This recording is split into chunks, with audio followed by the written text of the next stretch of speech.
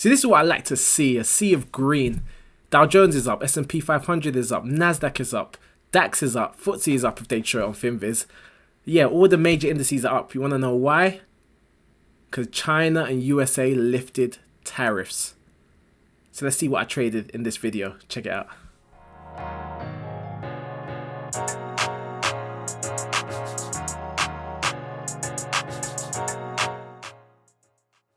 Hi guys, it's Any, aka the Noctrader, your friendly neighborhood swing trader, back again with another video. Remember to hit that like button, hit that subscribe button, and hit that alert button to get alerts on all my latest videos.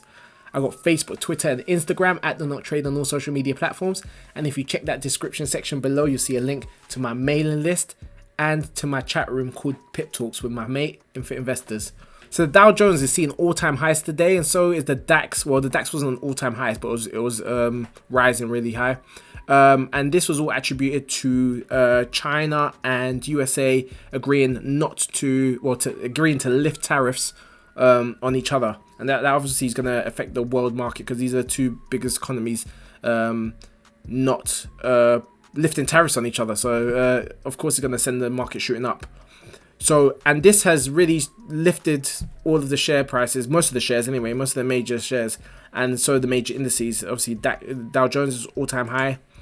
DAX is just ridiculous. DAX is approaching all-time highs. That red line is all-time highs. So it needs to get to that 13,600 to get all-time highs, but it's not far off. It's making its way there.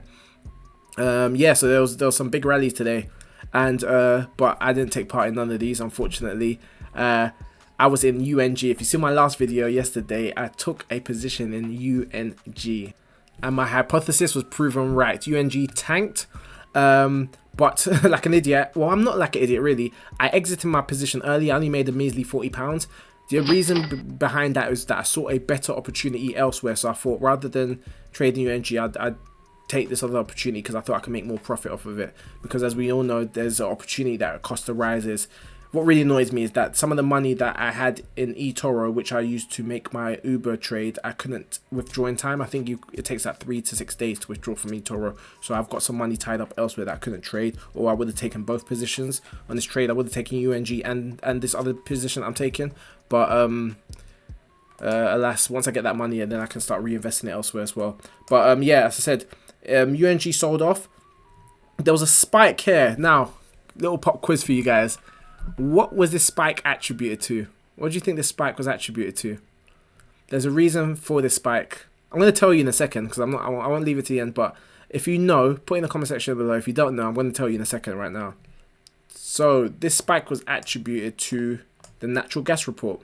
So it's a weekly report that comes out every Thursday or sometimes on Wednesdays at 10:30 EST. So that's 3:30 UK time.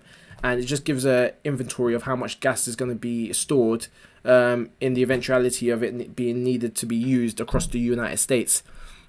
Now, I believe that the numbers were, there was more storage in comparison to last week. So there was a bit of a spike. But this spike still couldn't break out this little resistance line.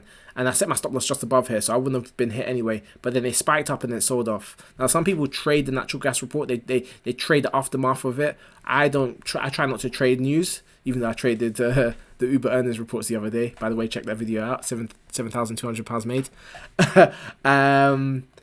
But yeah, I'm a swing trader, so I don't get involved in all these little like news or reports or whatever. So even though I like to know when they're happening, so that I can understand what's going on. But it spiked up and then it retraced back. But I was right. It sold off, and it sold off to this level here. This line here is like a little support line here. And I think it's going to break out some more to the downside, but I don't know yet. But either way, I exited my position on that. The reason behind that was that the profit margin wasn't enough for me, to be honest. That's the honest truth of the matter. I feel like I could make more profit elsewhere. And I didn't want to tie up my capital in a trade that was going to make me like £100, whatever, when I think there was bigger profits to be made elsewhere. So, but I was right. It sold off. It didn't sold off emphatically. It didn't get to like the 100% to 2140, but it got to my first take profit, which was here 2203. So and that would have been about £70 that I would have made, but I exited a little bit early and I made about £40, which I'm happy with. I don't mind. So then once I exited that trade, I found another trade. And this is another ETF. Now this ETF is Direxium Daily Energy Bull 3X. So if you haven't watched my ETF series, once you watch that series, you'll understand the naming conventions of all these ETFs. Check that video out. It's not a short video. Well, it's relatively short. I condensed quite a lot into a short amount of time. But if you watch that video, you'll get to understand ETFs in its entirety. So what this is Direxium Daily Energy ETF. So what it is ETF of energy companies.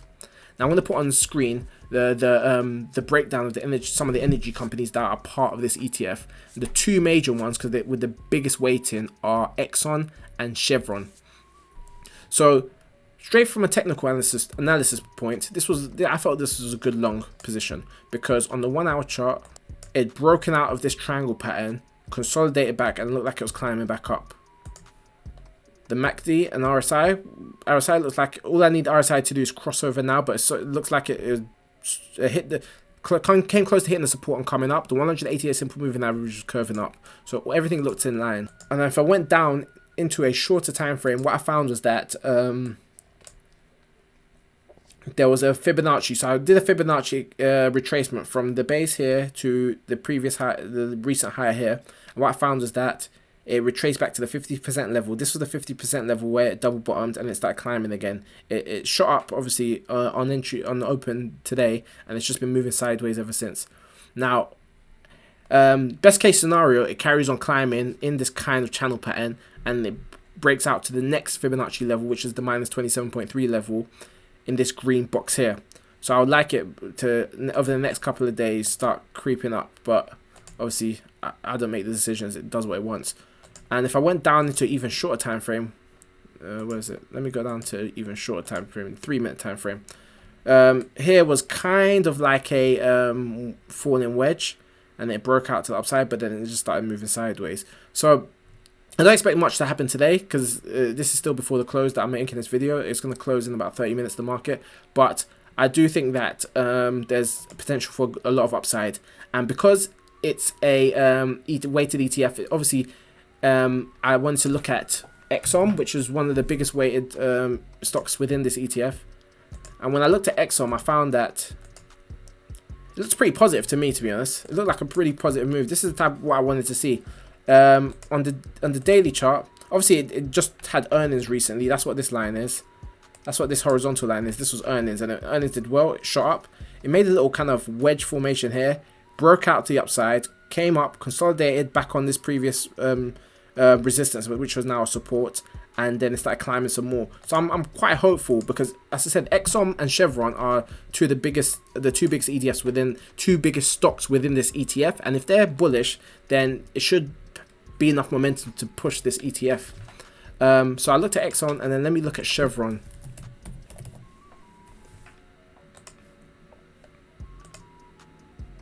Yeah, so Chevron's bullish as well. I'm not surprised, as I said, because of this China trade war, most stocks are bullish right now. But these two are really important because, once again, I reiterate, they are the two biggest and heavily weighted stocks within this ERX ETF. So if they're bullish, then hopefully ERX will carry on climbing as well. So I expect to see it carry on climbing over the next couple of days.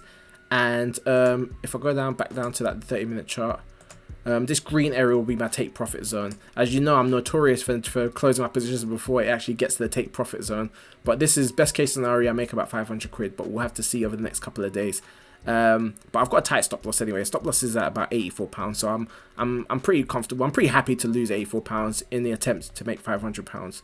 So we'll see over the next few days. Hopefully it will climb up.